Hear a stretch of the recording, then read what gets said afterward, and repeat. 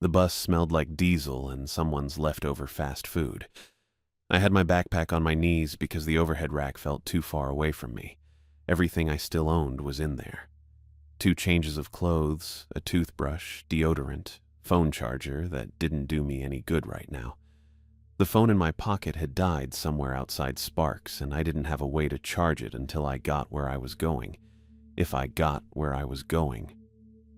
I pressed my forehead against the window. Cold glass, dark desert rolling past. A few scattered lights way out there, probably ranch houses or maybe just towers with blinking reds on top. Hard to tell. The highway cut straight through nothing, and the bus engine hummed steady under all of it. My wallet was in my front pocket. I'd checked it twice already since Reno. Still there. Still had the cash folded inside, $412. Last of the severance pay. The company had called it severance, but really it was just 2 weeks' worth of hours they owed me anyway. I would have argued about it, except I didn't have the energy and I needed the money more than I needed to be right. That was back in September. It was November now. I shifted the backpack and watched my reflection in the window. Looked tired. I was tired. Hadn't slept much the last week, just a couple nights on my buddy Rick's couch before he said his girlfriend was getting uncomfortable with me being there. Can't blame her. I would have been uncomfortable too. The bus slowed down and I sat up straighter. Checked the darkness outside for lights, for anything that looked like a town. Just highway. Just a turn. We took it and picked up speed again, and I made myself breathe out slow. Not Fallon yet. I'd counted 4 stops so far. Reno, then Sparks, then 2 little places I didn't catch the names of. Fallon was next. Had to be. The temp coordinator, Doris, had said the bus made 6 stops total between Reno and Fallon, and the job site was right outside Fallon proper. She'd written it all down on the paper she gave me. I had that paper in my backpack, but I didn't need to check it again. I'd read it maybe 20 times already. The woman across the aisle was asleep with her head against a rolled-up jacket. Guy, a few rows up, had earbuds in and kept nodding along to whatever he was listening to. Driver hadn't said anything in over an hour. It was just the engine and the road and the dark pressing in on both sides. I thought about the forklift job a lot.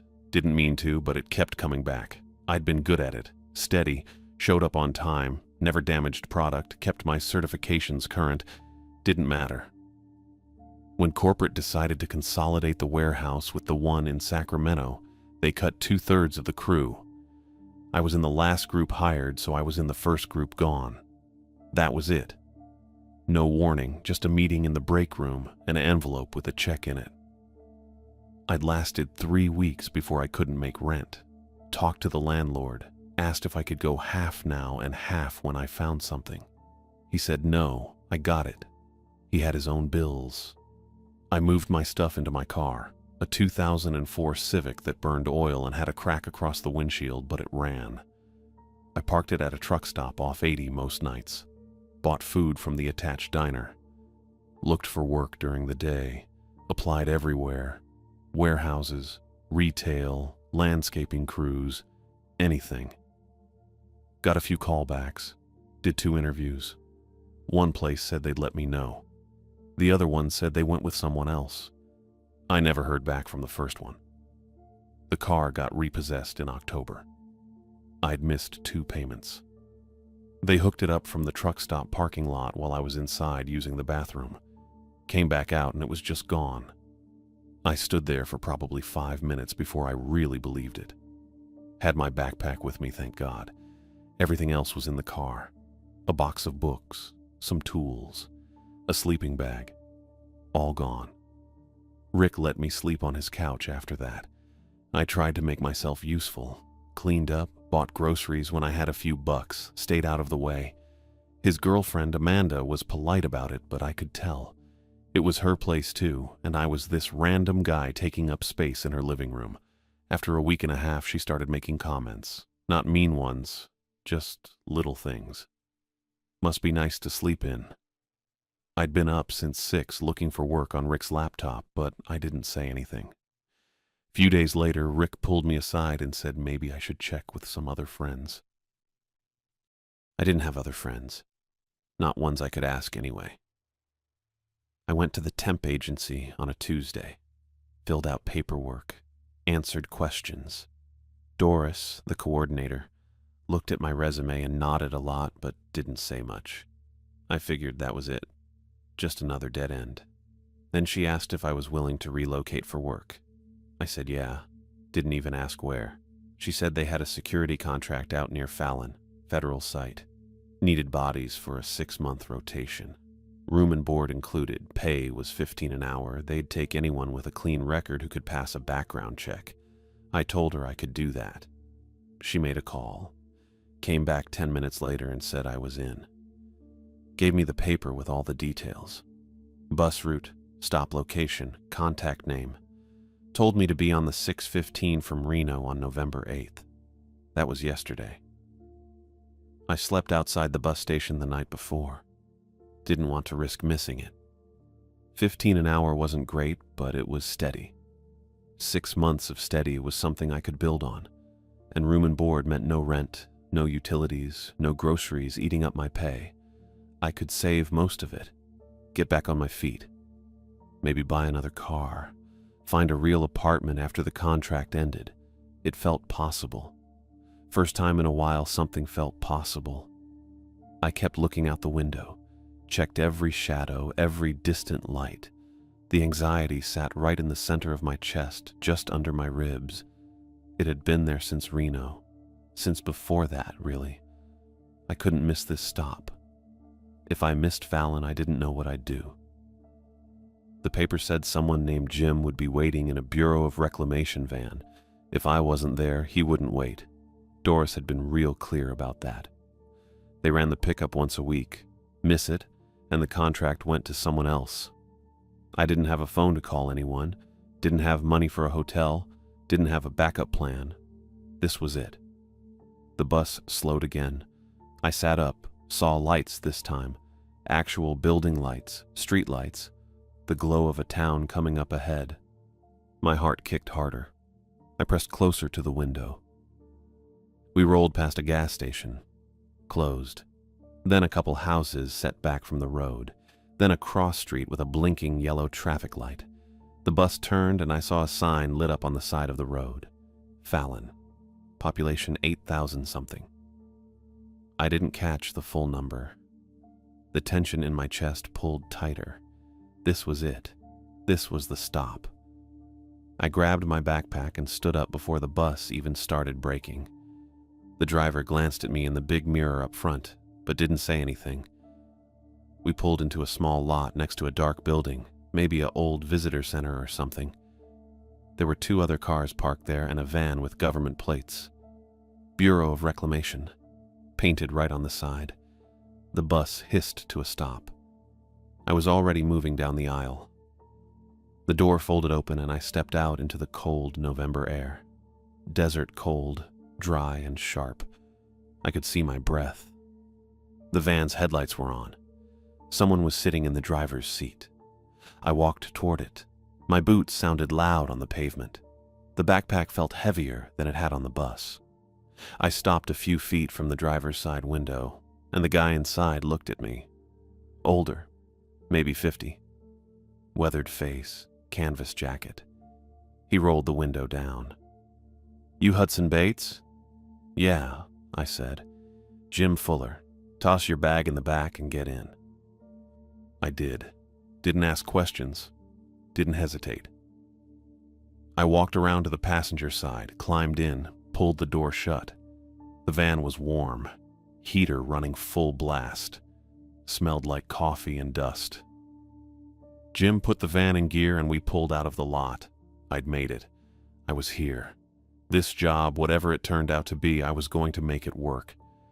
I didn't have another option. I couldn't fall through the cracks. Not again. I stared out at the dark desert ahead of us and felt the determination settle in next to the anxiety. I'd do whatever this contract needed. 6 months. I just had to make it 6 months. The Fallon temp office was in a strip mall between a laundromat and a tax place that looked like it hadn't been open in years. I got there around 9 in the morning after sleeping maybe 3 hours on a bench outside a closed library 2 blocks away. My back hurt and my mouth tasted sour, but I had my backpack and all my paperwork, and I was on time. That was what mattered. Inside smelled like burnt coffee and carpet cleaner. The front area had 4 plastic chairs, a water cooler, and a corkboard covered in safety posters about forklift operation and workplace harassment. Nobody else was waiting. A woman sat behind a desk with a partition made of frosted glass. She had blonde hair and rectangular glasses, and a name badge that said Doris Gomez. "Hudson Bates," I said. She looked up from her computer. "You're early." "Yeah." "Sit. I'll call you when I'm ready." I sat in one of the plastic chairs. It was the kind that's supposed to stack, but one of the legs didn't quite touch the floor, so it rocked a little when I shifted my weight. I kept my backpack on my lap. There was a magazine on the chair next to me, some hunting thing from 2 years ago. I didn't pick it up. Just sat there watching Doris type and click her mouse and write something on a pad of paper with a pen that had a chewed cap. After maybe 15 minutes, she said, "Hudson." I stood and walked over. She had a folder open on the desk in front of her, a couple of printed pages inside. One of them looked like the form I'd filled out at the Reno agency. "ID and social security card," she said. I pulled my wallet out and handed both over. She looked at them for longer than I expected, comparing my face to the license photo, then typed something into her computer. She wrote my social security number on a yellow sticky note and peeled it off, sticking it to the folder. "Background check came back clean," she said. "No arrests, no warrants, no flags. Okay. Contract starts today. 6 months firm, no early separation without forfeiting your room deposit and last check. Paychecks are bi-weekly, direct deposit only. You have a bank account?" I did. Barely. Hadn't closed it yet, even though the balance was something like $11. "Yeah." "Write the routing and account number here." She slid a form across the desk and tapped a blank line with her pen. I wrote it down from memory, routing number first, then account. My handwriting looked shaky. I pressed harder with the pen to make it clearer. Doris took the form back and clipped it into the folder. 15 per hour. Room and board covered. Meals are your responsibility, but there's a kitchen and a commissary delivery every 2 weeks. You can order basics. They'll deduct it from your check. Got it. "This contract is strict," she said. She was looking right at me now, not at the computer or the folder. "You leave early, you forfeit pay. You fail a drug test, you're terminated immediately with no severance. You violate site security protocols, same thing, understand?" "Yeah. The site supervisor has full discretion. If she says you're done, you're done. No appeals, no complaints to us. You signed the waiver in Reno." I didn't actually remember a waiver, but I'd signed a lot of papers that day. Probably one of them. "Okay. You get injured on the job, workers' comp applies, but only if you followed posted procedures. If you go off script and hurt yourself, that's on you." I nodded. She pulled another sheet from the folder and turned it toward me. It was a single paragraph in small print, something about acknowledging the terms and agreeing to comply with all federal site regulations. A signature line at the bottom. "Read it and sign." I read it. Took maybe 40 seconds. It didn't say much more than what she'd already told me, just in denser language. I signed at the bottom and dated it November 8th. Doris took the page, checked the signature, and filed it. "Van leaves in 20 minutes. Wait outside. Driver's name is Jim. He won't wait if you're late." Where do I wait? "Parking lot. West side. Bureau van, you'll see it." "Okay." She closed the folder and turned back to her computer. That was it. No handshake, no good luck, nothing. I picked up my backpack and walked out. The parking lot was mostly empty. A few sedans, a pickup truck with a trailer hitch, and at the far end near the dumpsters, a white van with Bureau of Reclamation stenciled on the side in dark blue letters. Same van from last night. I walked over and stood next to the passenger door, backpack hanging from one shoulder.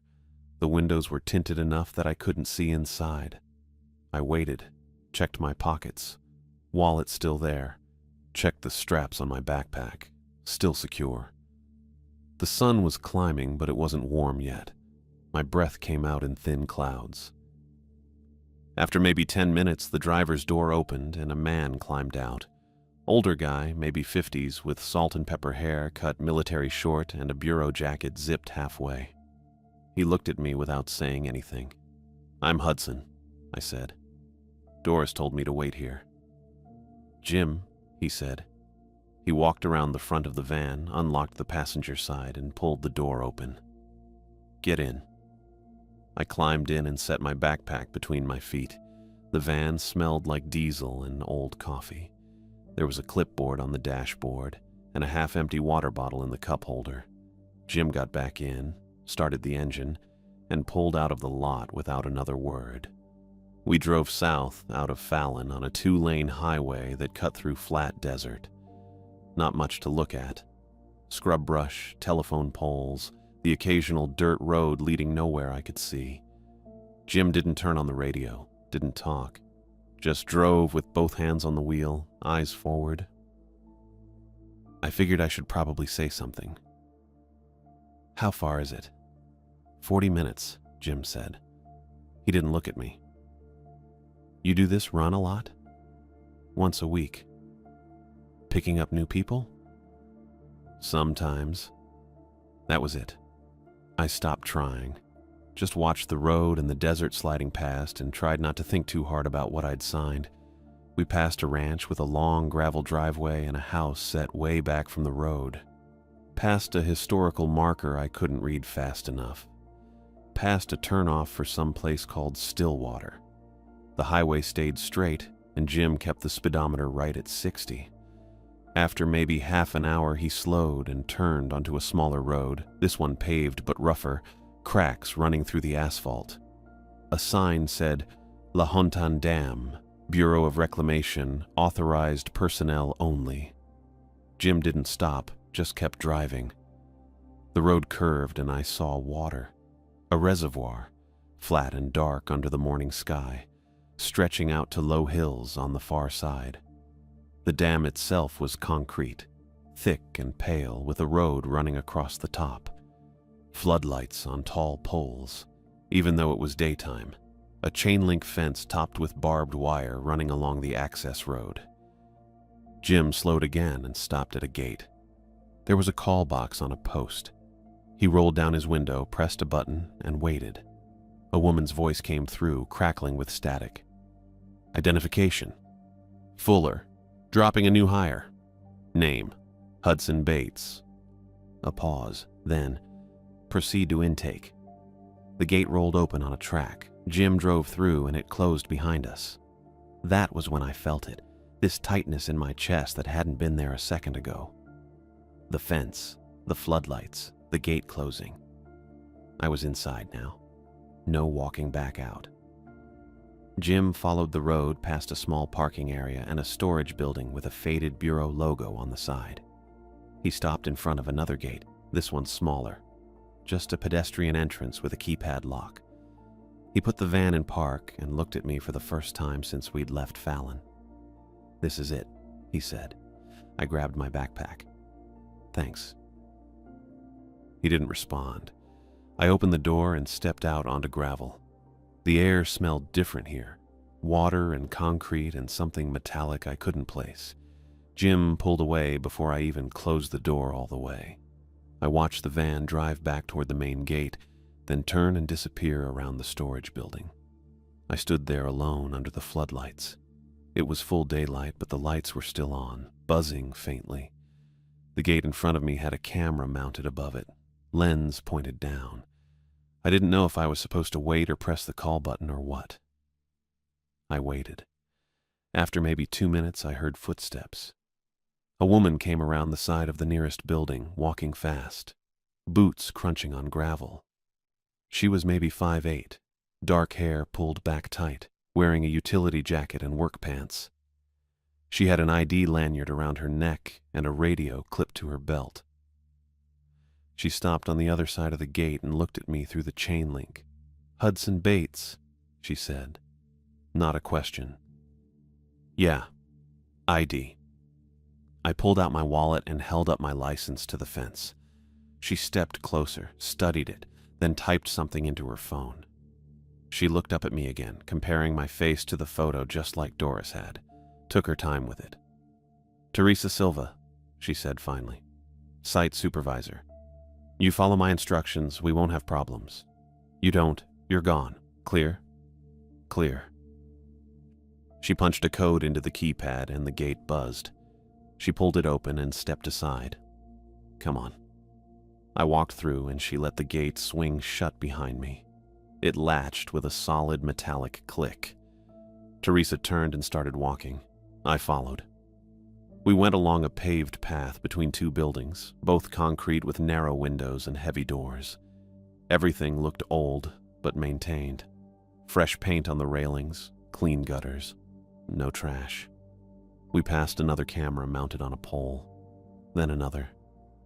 "You'll be working intake control," Teresa said without slowing down.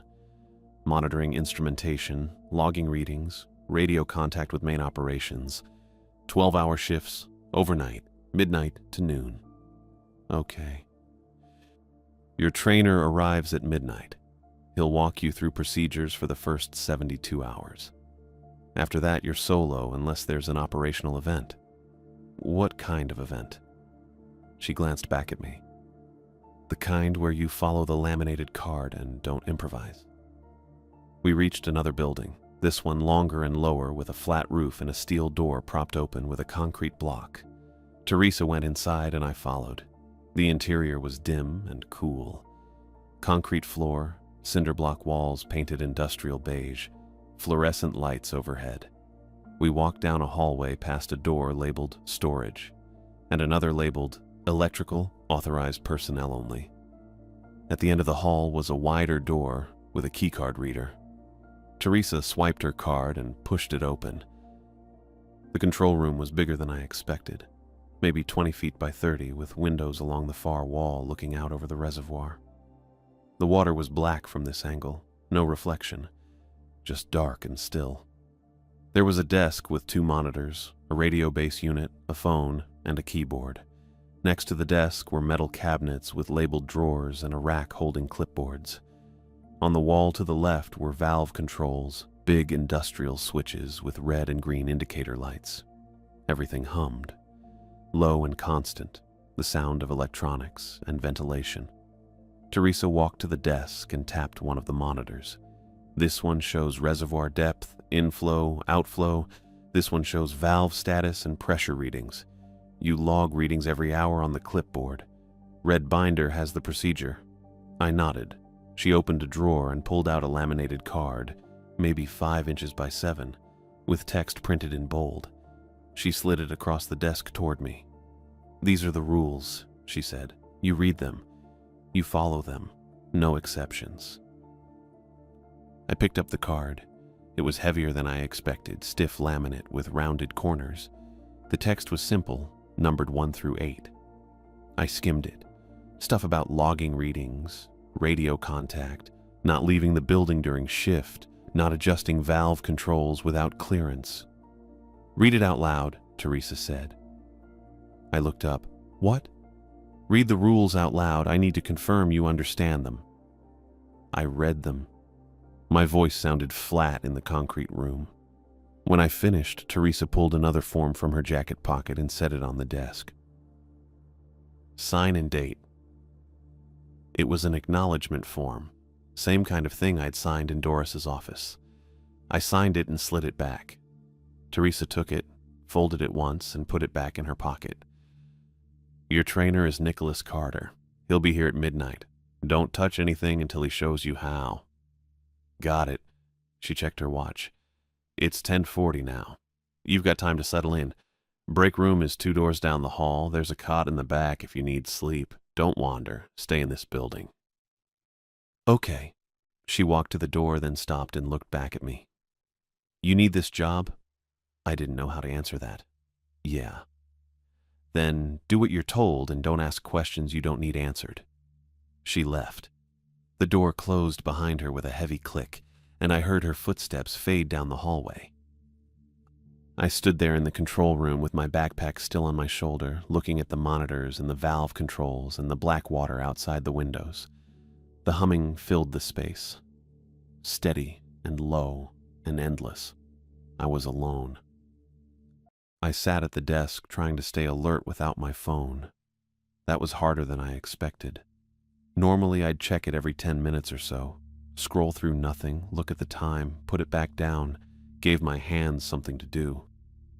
But my phone was still dead, and I'd left the charger in my backpack in the break room because Teresa hadn't said I could bring it in here. So I just sat there with my hands flat on the desk, listening to the steady hum of the equipment.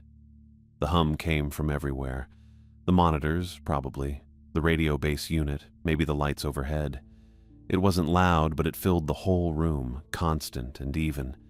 The kind of sound you stop noticing after a while. But that sits in your skull anyway. I kept my eyes on the windows most of the time. The water outside looked black and smooth. No ripples, no movement. Just a flat surface that went out past where the floodlights reached. It didn't look dangerous exactly, more like a blank threat. Something that could go wrong if the wrong thing happened, but was fine for now. I shifted in the chair. It was one of those old office chairs with wheels and a lever to adjust the height, but the padding was worn down to almost nothing and the armrests had cracks in the plastic. My back already hurt a little. I figured that was going to get worse over 12 hours. The clock on the wall above the monitors read 11:53. I'd been sitting here since Teresa left at around 11:15, which meant I'd burned maybe 40 minutes doing nothing. That was fine. I was good at waiting. I just wasn't great at waiting without something to look at. I stood up and stretched, rolling my shoulders back. My boots scraped on the floor. The sound felt too loud. I walked over to the windows and looked out at the reservoir again, this time standing instead of sitting. Same view, same black water. The dam was off to the left, lit up by those tall pole lights, all concrete and angles. I could see the road across the top of it and a railing on both sides. No movement, no people, just structures and water and lights. I went back to the desk and sat down. 11:56. I looked at the taped shift roster next to the left monitor. It was printed on regular paper, the kind that comes out of an office printer, and someone had taped it to the desk with clear packing tape that had yellowed a little at the edges. The tape was old. The list wasn't long. Just 2 columns, dates on the left, names on the right. My name showed up starting November 9th through the end of the page, which cut off at November 30th. Next to my name, it said Intake Monitoring in smaller print. The only other name on the list was N. Carter, Contract Guard, and that one showed up on the same days as mine, but only for the first 3 nights. After that, it was just my name over and over. That bugged me a little. I counted the names again to make sure I wasn't missing anything. Nope. Just me and this Carter guy, and Carter was only here for training. After that, it was solo. No overlap, no backup listed, no second shift person. I didn't know much about dam operations, but this felt understaffed. Not in an obvious way. More in a way that didn't match the pay or the federal site or the 6 layers of clearance I'd gone through just to get in the door. 15 an hour wasn't great, but it also wasn't terrible for monitoring work. I'd made that much at the warehouse, and that was moving pallets in 100-degree heat with no AC. Sitting in a climate-controlled room, logging numbers should have paid less, or at least the same. But this paid the same and included room and board, which made the effective rate higher. And for a federal site with this much security, I would have expected more people. Shifts that overlapped. A supervisor on site instead of just Teresa somewhere else in the complex. Something. But the roster said it was just me. I looked at the monitors. The left one still showed the same readings. Reservoir depth, inflow, outflow. Numbers that hadn't changed since I sat down. The right one had the valve status grid, all green lights, all normal. I didn't touch anything. Teresa said not to touch anything, and I wasn't about to start experimenting. I looked at the camera grid next. It was a smaller monitor mounted above the desk between the two main screens, maybe 10 inches across, with a black plastic frame that had a thin layer of dust on top. The screen was divided into 6 squares, each one showing a different camera feed. I leaned forward to get a better look. Top left, the main gate where Jim had dropped me off. I could see the chain link fence, the call box, and part of the paved area beyond it. No movement. Top middle, a service road, just gravel and darkness on both sides. Top right, another section of fence. This one along the reservoir. I could see water on one side and empty ground on the other. Bottom left, the intake channel, a concrete-lined trench with dark water running through it. Bottom middle, the pedestrian gate where Teresa had let me in. Bottom right, the parking area near the storage building with the faded bureau logo. Nothing moved in any of them. I watched for a while, flicking my eyes from square to square, trying to get comfortable with what normal looked like. That's what you did with security footage, right? You learned the baseline so you'd notice if something changed. I didn't have training in this, but it made sense. If I was going to stare at these screens for 12 hours a night, 6 months straight, I needed to know what they were supposed to look like. The intake channel had the most movement. The water slid through it at a steady pace, smooth and dark, no ripples or splashing, just flow. The main gate stayed empty. The service road stayed empty. The parking area had 2 vehicles. One was Jim's van, I thought, and the other was a dark sedan I didn't recognize, probably Teresa's. The fence cameras didn't show anything except fence and ground and a little bit of sky at the top edge. I sat back. 12:04. I heard footsteps in the hallway. My stomach tightened. I turned toward the door and waited. The footsteps were even, not rushed. Boots on concrete. They stopped right outside and I heard the beep of a keycard reader. The door opened. A guy stepped in. Probably late 20s, maybe 5'10", wiry build, short black hair. He wore a uniform I didn't recognize. Dark blue shirt and pants, both neat and pressed, with a patched jacket over it and an ID badge clipped to his chest. He had an earpiece clipped to his collar with a thin coiled wire running down to a radio on his belt. His eyes flicked to me, then to the monitors, then back to me. "Hudson Bates?" he said. "Yeah," I said. I stood up. Wasn't sure if I was supposed to, but it felt right. "Nicholas Carter." He didn't offer his hand, just nodded. "Contract guard. I'm your trainer for tonight." "Got it," I said. Nicholas stepped further into the room and let the door close behind him. It latched with a soft click. He moved to the desk and set down a black duffel bag I hadn't noticed he was carrying, unzipping it and pulling out a tablet and a spiral notebook.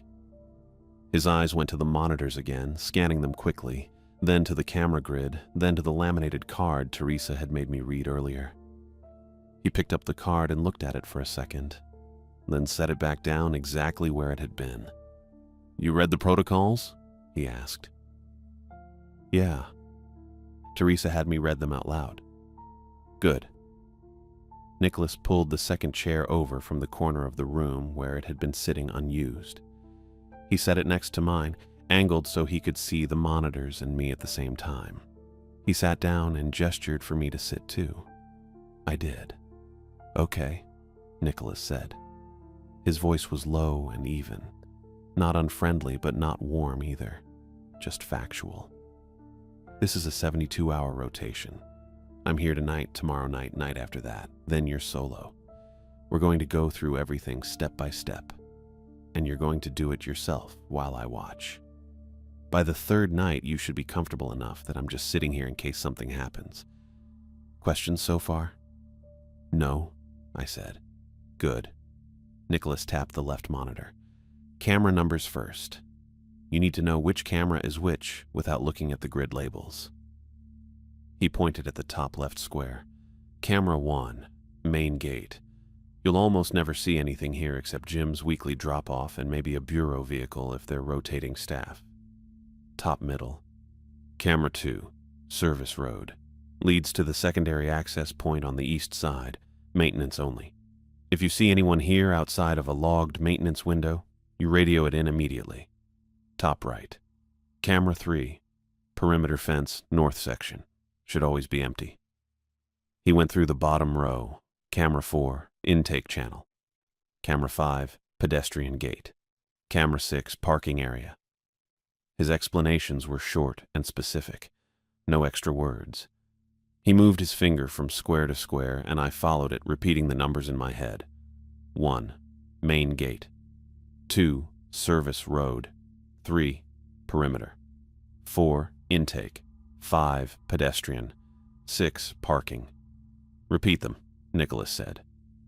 I did. Got them all right. Again. I repeated them again.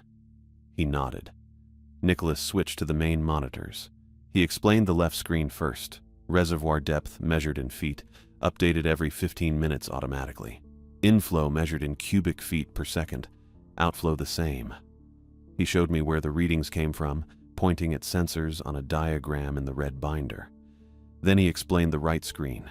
Valve status, 12 valves total, all controlled remotely from main operations. Green meant closed and functioning. Yellow meant open and functioning. Red meant fault. If I saw red, I was supposed to radio main operations immediately and log it. You're not going to touch the valve controls, Nicholas said. He pointed at the wall-mounted panel to the right of the desk. Not unless main operations gives you direct clearance and you confirm it twice. Understand? Yeah, I said. Say it back. I don't touch the valve controls unless main operations gives me clearance and I confirm it twice. Nicholas nodded. He stood up. Manual float gauge. Come on. I followed him out of the control room and down the hallway. We stopped at a door I hadn't noticed earlier. Unmarked, just plain metal. Nicholas opened it and stepped into a narrow side hallway that smelled like wet concrete and rust. There was a small window at the end with wire mesh inside the glass, and below it, a metal panel bolted to the wall. Nicholas flipped open the panel. Inside was a gauge with a needle pointing at a number. The gauge face was printed with increments from 0 to 50. The needle sat at 32. Manual float gauge, Nicholas said. Backup measurement for reservoir depth. You check this once per shift and log it on the clipboard. It should match the digital readout within 2 feet. If it doesn't, you radio it in. Got it, I said. Nicholas closed the panel and we walked back to the control room. He showed me the radio base unit next. How to switch channels. How to reach main operations on channel 3. How to do a radio check at the start of each shift. He made me do it 3 times. Then he showed me the log sheets on the clipboard, the columns for time and date and readings and initials. Hourly, he said, every hour on the hour. You write down reservoir depth, inflow, outflow, valve status. If everything's green, you write all green. If something's yellow or red, you write which valve and what color. Then you initial it. Okay, I said. He kept going. Procedure for bathroom breaks. Radio main operations first. Keep it under 10 minutes. Lock the control room door. Procedure for emergencies. Follow the laminated card. Don't improvise. Procedure for end of shift. Complete the log. Leave it on the desk. Lock up. It's mostly waiting and logging, Nicholas said. He sat back down and looked at me. That's 99% of the job. You're going to sit here for 12 hours and write down numbers every hour and watch the cameras and nothing's going to happen. But you treat the rules like they're the real job, because the 1% of the time something does happen, the rules are the only thing between you and getting fired. Or worse. Worse, I said. Nicholas didn't answer. He just looked at the laminated card again. I sat down next to him and watched the monitors. He pulled out his tablet and started going through something on the screen, his eyes flicking up to the cameras every minute or so. I copied that. Looked at the cameras, looked at the monitors, looked at the water outside the windows. Nicholas wrote something in his spiral notebook. I didn't ask what. He checked his watch. I checked the wall clock. 12:38. The hum of the equipment filled the room again. I kept watching Nicholas out of the corner of my eye. The way he held his shoulders, tense but controlled. The way his eyes moved, cameras, monitors, door, window, back to cameras. The way he kept his hand near his radio like he expected to need it. I started doing the same thing. Didn't plan to. Just happened. The site felt too quiet to trust, and Nicholas acted like he knew that. So I figured I should act like I knew it too. He caught me watching once and didn't say anything, just went back to his tablet. I kept my eyes on the screens and tried to learn what normal looked like. At 1:13 in the morning, music started playing through the radio base unit. I didn't touch it. Nicholas didn't touch it. Neither of us moved. The sound was thin and old, like it was coming through layers of something. Not static, just distance. I couldn't place the song, but it had that warped quality of recordings from way back, maybe 40s or 50s. Instrumental. Strings, I think. Nicholas was on his feet before I processed what I was hearing. "Unplug it," he said. His voice was flat, not loud, just immediate. I looked at the radio base unit. The power light was green. Channel indicator still showed 3. Volume knob hadn't moved, but the music kept playing, getting a little louder, filling the space between the equipment hum and the buzz from the overhead lights. "Don't try to identify it," Nicholas said. "Just unplug the base unit. Now." I reached for the cord. The volume swelled the second my fingers touched the plug. Not gradually. Just louder, like the sound knew I was there and wanted me to hear it better. My hand froze for half a second, and I felt the texture of the music change. Something underneath the strings that might have been voices or might have been nothing. I yanked the plug free. The music stopped. The control room went quiet again. Just the hum. Just my breathing. And Nicholas standing 2 feet from the desk with his hand on his radio like he was ready to call it in. He kept staring at the base unit, not blinking much, watching it the way you'd watch something that might move if you looked away. I set the plug down on the desk next to the keyboard. My hand was steady, but my chest felt tight. "Do I log that?" I asked. Nicholas didn't look at me. "Yeah, log it." I picked up the clipboard and wrote the time. 1:13 a.m. I wrote radio unit played audio without input, unplugged per instruction, and initialed it. My handwriting looked worse than usual. I set the clipboard back down. Nicholas finally sat. He pulled his chair closer to the desk and opened his spiral notebook, writing something in small print I couldn't read from my angle. He didn't explain what just happened. Didn't tell me if that was normal or if I'd just failed some kind of test. I wanted to ask, but his face told me not to. So I didn't.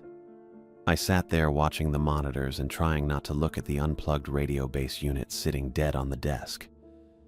That was it. After that, I fell into something that felt like routine, but wasn't really. More like going through motions, because I didn't know what else to do. I checked the camera feeds, all 6 squares, main gate empty, service road empty, north perimeter fence empty, intake channel showing the same dark water flowing under the floodlights, churning white where it hit the concrete edge. Pedestrian gate empty. Parking area with the 2 vehicles still sitting there. Jim's van and the dark sedan. I checked the left monitor. Reservoir depth 32.4 feet. Inflow 620 cubic feet per second. Outflow 618 cubic feet per second. Same as before. I checked the right monitor. All green. 12 valves, 12 green lights. I wrote it down on the log at 1:15 because that was close enough to the hour, and I wanted something normal to do. Nicholas kept writing in his notebook. Every 30 seconds or so, he'd glance at the camera grid, then back down. His radio earpiece stayed in. He looked tense, but I couldn't tell if that was new or just how he always looked. I got up at 1:22 and walked to the windows. The reservoir was black and still. No wind, no movement, except the intake channel to the left where the water came in. The dam road had lights, but I couldn't see anyone on it. Just concrete and railings and the far side disappearing into darkness. I stood there longer than I needed to. Probably a full minute. When I turned around, Nicholas was watching me. "You're allowed to move," he said. "I know. Just don't leave the building." "I won't." He went back to his notebook. I sat down and checked the cameras again. Still empty. I checked the monitors again. Same readings. I looked at the unplugged radio and decided not to think about it.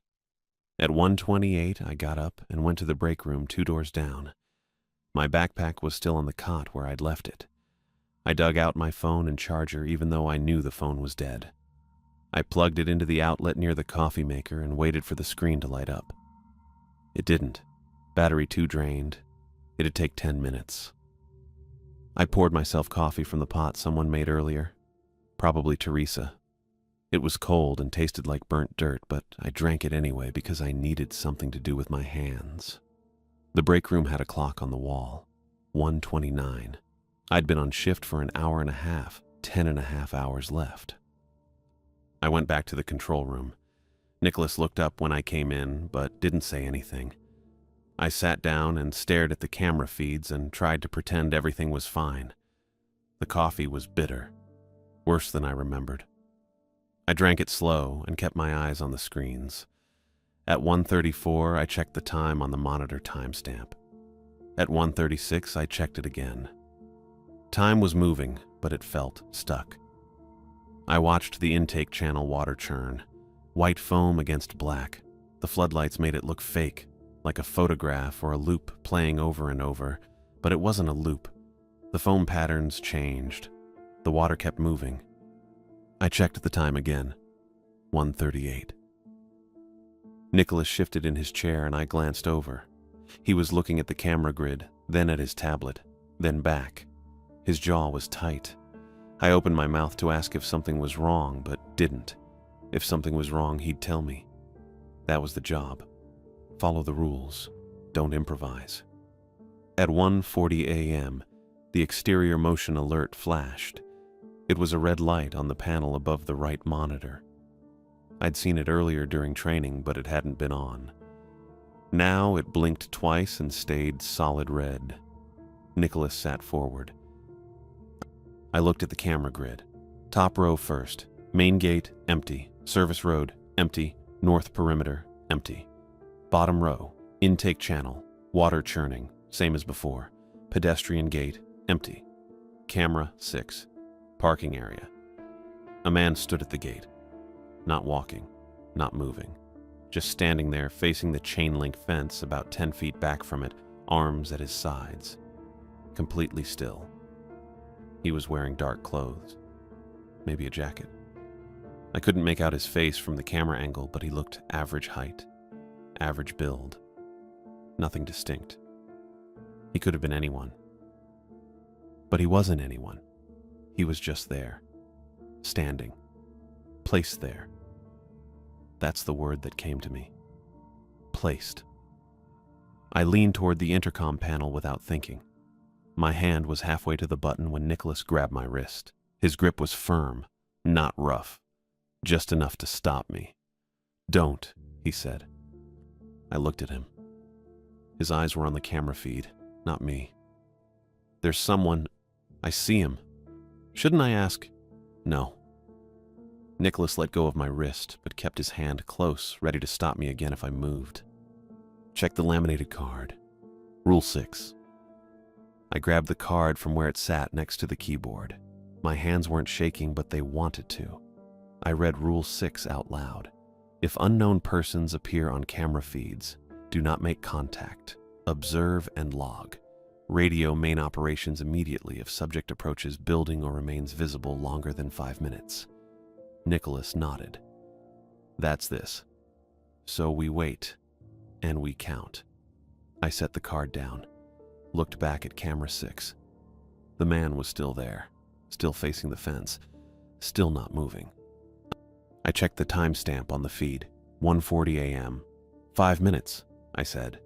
5 minutes, Nicholas confirmed. He pulled his notebook closer and started writing. I couldn't see what, but his pen moved fast. I kept my eyes on the screen and started counting in my head. I counted in my head. 1 Mississippi, 2 Mississippi. The way you do when you're a kid timing something. Stupid, but it kept me focused on the clock instead of the screen. At around 45 seconds, I looked back at camera 6. The man was still there, but the framing had changed. I don't know how else to describe it. The camera hadn't moved. I could see the same section of fence at the edges, the same corner of the parking area. But the man's face filled most of the view now, like the lens had zoomed in on its own. Or he'd gotten closer without walking.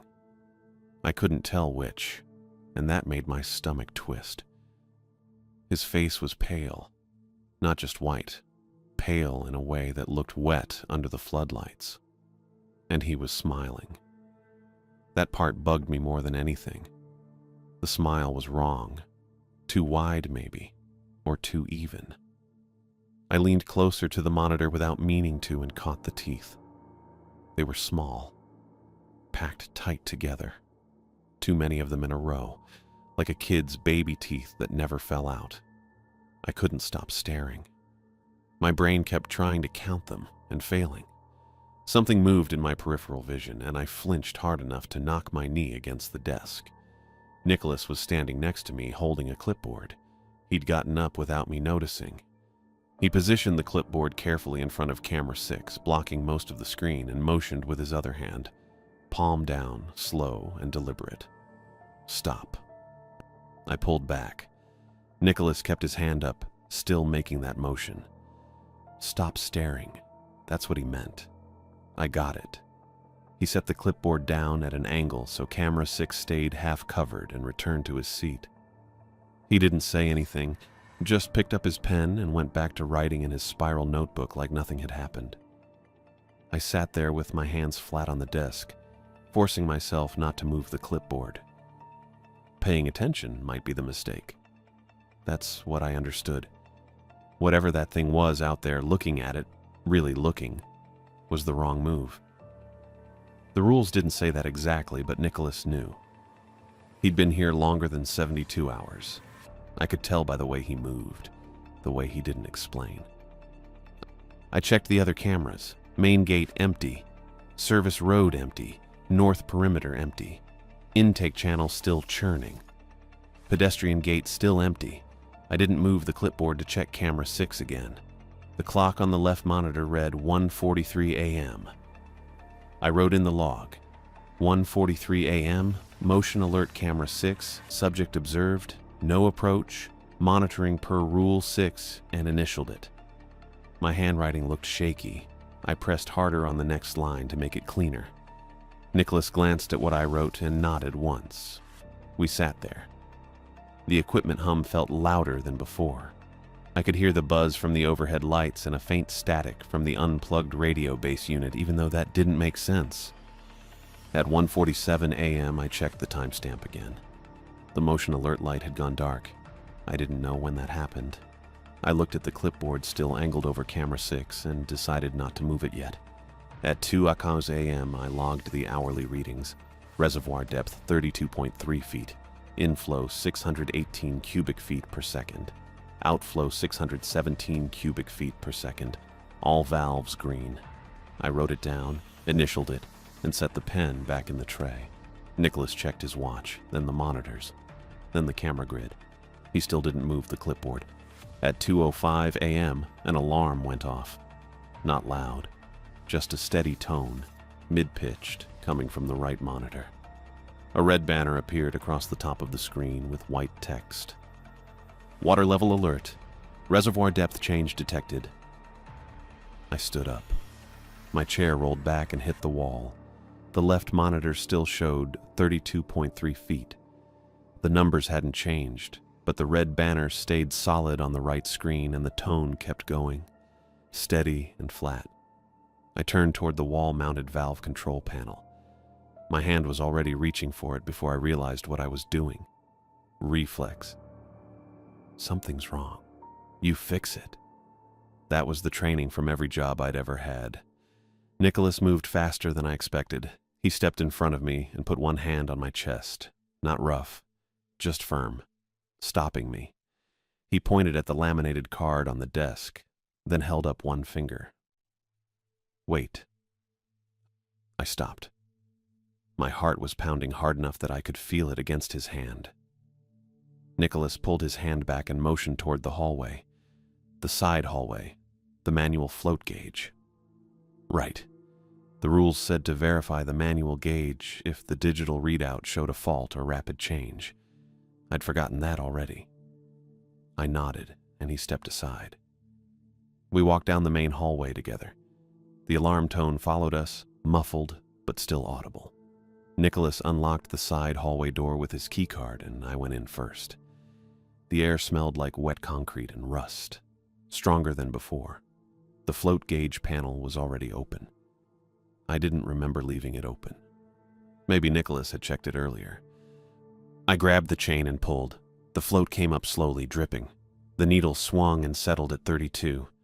Same as before. I checked it twice to make sure. 32 on a 0 to 50 scale. I looked back at Nicholas. He was standing in the doorway with his arms crossed, watching me. "It's normal," I said. My voice sounded too loud in the narrow space. 32, same as the monitor. Nicholas nodded. He motioned for me to come back, and I let the float drop. The chain rattled and went still. We returned to the control room. The alarm was still going. The red banner still flashing on the right monitor. But the left monitor showed the same number, 32.3 feet. No change. Nicholas sat down and wrote something in his notebook. Then he reached over and pressed a button on the right monitor labeled Acknowledge Alert. The tone stopped. The red banner minimized to a small red dot in the corner of the screen. He looked at me and tapped the laminated card, then pointed at the manual gauge direction in the red binder. Then he made a gesture with his hands, two flat palms facing each other, one rising and one falling, and shook his head. The system lies sometimes. That's what he meant. I sat down slowly. My legs felt unsteady. The rules exist to manage the lie. That's what I understood. The alarm wasn't real. Or it was real, but the thing it warned about wasn't happening. The manual gauge was the ground truth. The system could say whatever it wanted, but the float gauge was mechanical, physical, harder to fool. I wrote in the log, 2:05 a.m., water level alert triggered, manual float gauge checked and verified normal at 32 feet. Alert acknowledged and initialed it. Nicholas read it and nodded again. I checked the camera grid. The clipboard still covered most of camera 6. The other 5 feeds looked the same. Empty, except for the intake channel. At 2:09 a.m., someone knocked on the exterior door. 3 sharp knocks, clear and deliberate. Not frantic, just loud enough to hear over the equipment hum. I looked at Nicholas. He was already standing, staring toward the hallway. A voice came through the door. Muffled but distinct. A woman's voice. "Hudson, it's Teresa Silva. I have an inspection team with me. We need entry for a scheduled check." I stood up. That was Teresa. I recognized her voice. The same flat, directive tone from this morning. I started toward the hallway. Nicholas stepped in front of me again, faster this time. He put both hands up and shook his head hard. "It's Teresa," I said. "She's the site supervisor. She said there's an inspection." Nicholas grabbed my shoulder and pointed at the laminated card. Rule 3. I could see it from where I stood. Do not open exterior doors during restricted hours, 2200, 0600, except for confirmed emergency evacuation. But she's... The knocking came again, louder this time. 6 or 7 hits in a row, hard enough that I heard the door rattle in its frame. The voice came again, still Teresa's voice. still calm. "Hudson Bates, this is a direct order. Open the door. The inspection team is on a schedule." I looked at Nicholas. His face was tight. He shook his head again and mouthed one word: "No." The pounding grew louder, constant now, fists on metal, over and over, echoing down the hallway. And the voice started to change. Not all at once, just small shifts. The pitch rising slightly, the cadence speeding up, still saying my name, still saying "open the door," but the tone cycled through different registers. Teresa's voice, then something higher, then something lower and rougher, then back to Teresa, but wrong somehow, off by half a step. "Hudson, open the door. Hudson Bates, let us in. We need entry. Hudson, this is Teresa Silva. This is Jim Fuller. This is Doris Gomez. Open the door. Hudson." Nicholas pulled me back toward the control room. I let him. My hands were shaking. The pounding didn't stop. I backed away from the door. That was it. That was the only move I had that felt safe. The pounding kept going, and the voice kept cycling through names: Teresa, Jim, Doris, me, then something else I didn't recognize. But I walked back down the hallway to the control room and sat at the desk because doing nothing felt like the only thing I could do without breaking a rule. Nicholas followed me. He didn't say anything, just sat down in his chair and kept his eyes on the laminated card. The pounding kept going for maybe another 30 seconds. Then it stopped. The silence after was worse. I checked the timestamp. 2:14 a.m. Still hours until restricted hours ended at 6. The monitors blinked. All 6 camera feeds went black for half a second, then came back on showing the same image. Not 6 different angles, the same exact view on every feed. It was a low angle, pointed up at the intake channel edge. Concrete lip. Dark water behind it. The camera had to be right at the water line or just below it because the framing was tilted and wet. A hand pressed against the lens. Pale. Dripping. Fingers spread wide like it was trying to grip the camera itself. It slid away slowly, leaving streaks of water across the glass, and then a face filled the frame. It looked exactly like me. Same nose, same jaw, same tired eyes. Water running off the chin in a steady stream, hair plastered flat to the skull.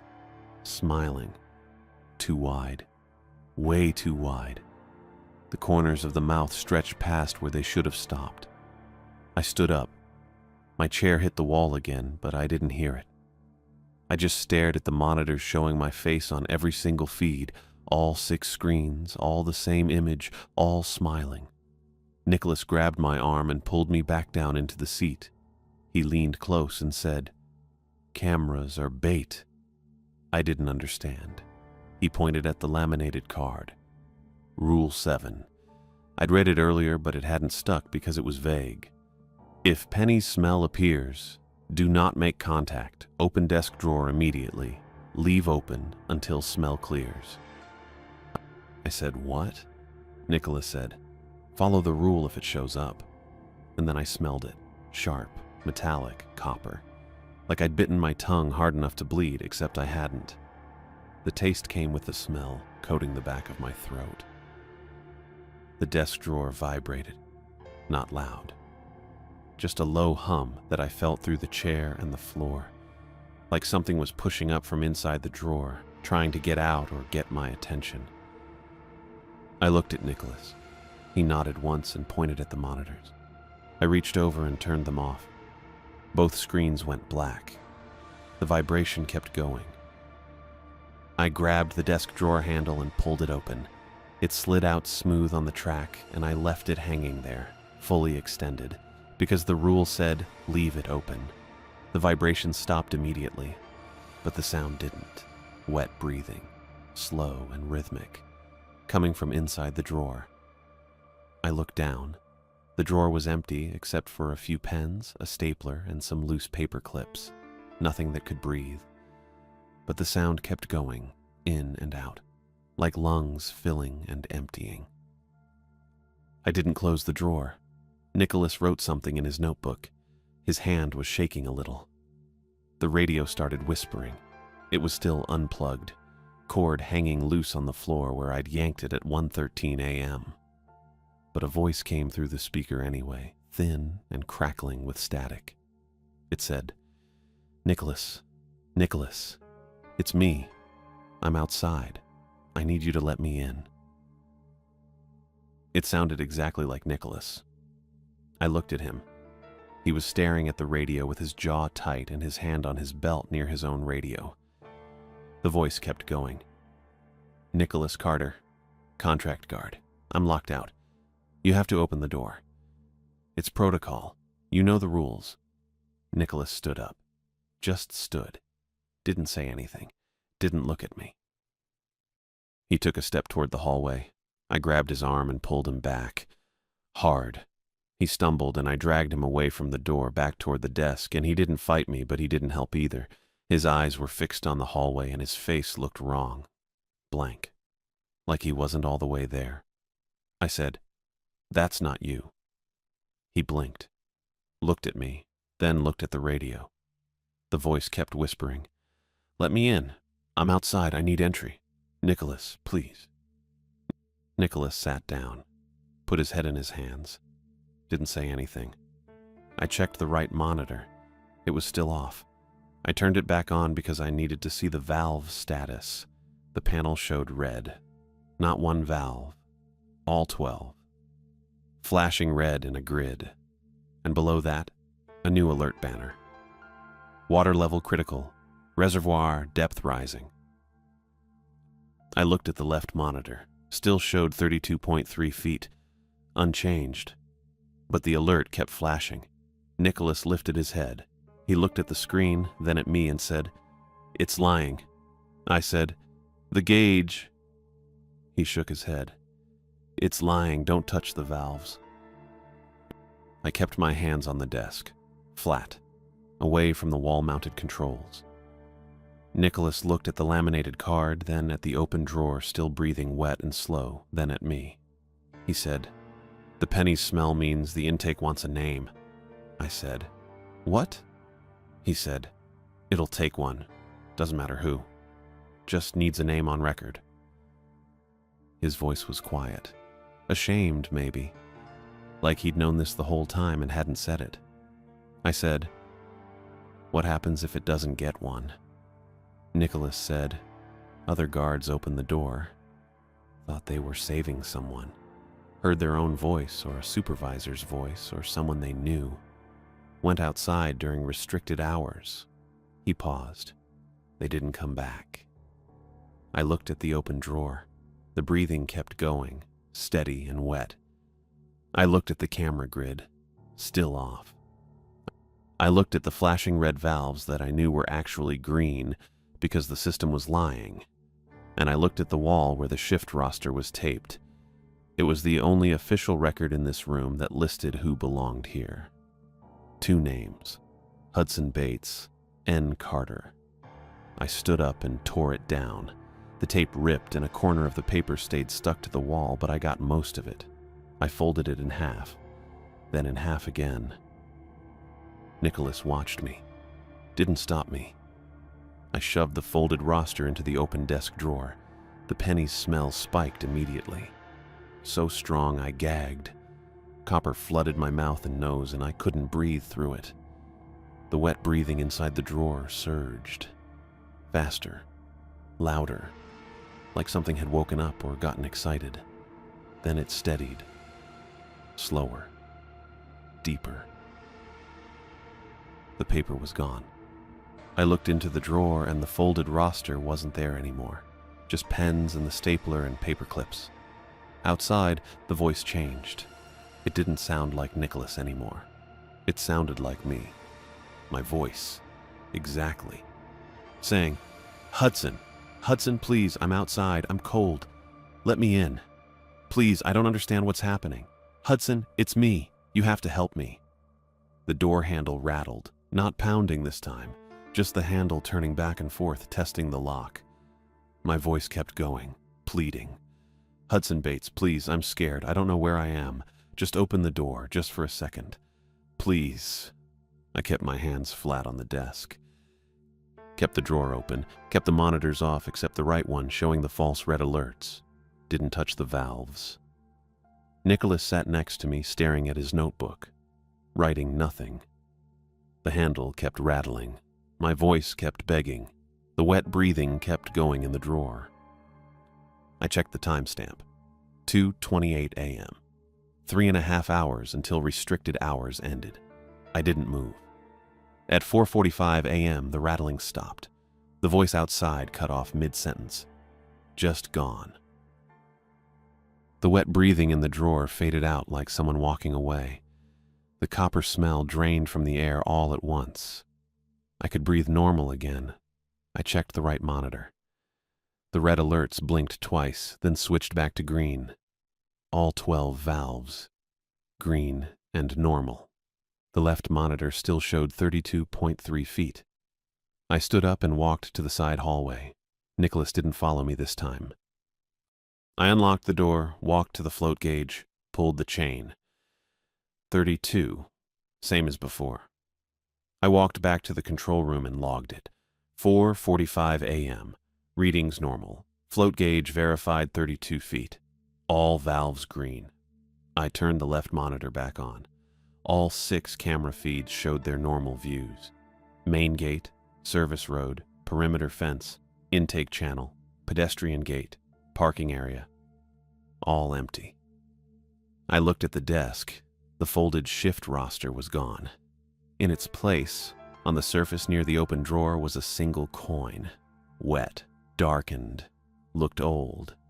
Maybe a penny. I didn't touch it. I closed the drawer. Nicholas packed his duffel without looking at me. At 6:05 a.m., Teresa Silva opened the control room door with her keycard.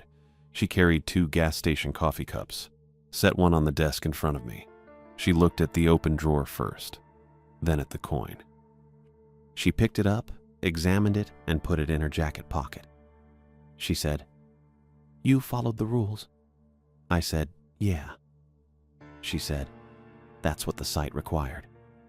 I didn't say anything. She looked at Nicholas. He was standing near the door with his duffel on his shoulder, not meeting her eyes. Teresa said, "Your contract ended at 0600. You're done. Don't come back." Nicholas nodded once and left. Didn't say goodbye. Didn't look at me. Teresa sat down and opened the log, read my entries. Nodded. She said, "You can finish the contract if you want. You'll work solo from tonight on." I said, "No." She didn't argue, just said, "Doris will process your checkout. You're paid through today." I left in full daylight, walked out past the intake channel and the fence and the damn road with the sun coming up orange over the desert. Jim drove me back to Fallon in the white van. Didn't ask questions. I collected my pay at the temp office. Doris handed me a check for 3 days at $15 per hour, $84 after tax. I bought a replacement phone at a convenience store on the main strip. A woman named Dawn sold it to me. She had a name tag and didn't ask why I looked like I hadn't slept. I activated the phone in the parking lot and called Doris. I said, "I'm quitting. I'm not coming back for the next shift." She said, "You forfeit the room deposit and last check." I said, "I know." She said, "Okay," and hung up. I walked to the bus station and bought a ticket north with most of the $84. At 1:30 p.m., I boarded a bus driven by a man named Cooper Lucas. Tall guy, older, didn't care where I'd been. I sat in the back and kept my backpack on my knees. I stayed awake the first hour just to make sure the bus didn't turn around. Make sure I was actually leaving Nevada. I thought about the coin, about the folded roster, about my face on the monitors smiling too wide. I didn't give it a name, gave it paper instead, but I don't know if that's better. I traded paper instead of flesh, but the dam still took something. I saw what it wanted. I heard my own voice beg from the other side of the door, and I left the drawer open until it stopped. That's what I carry now.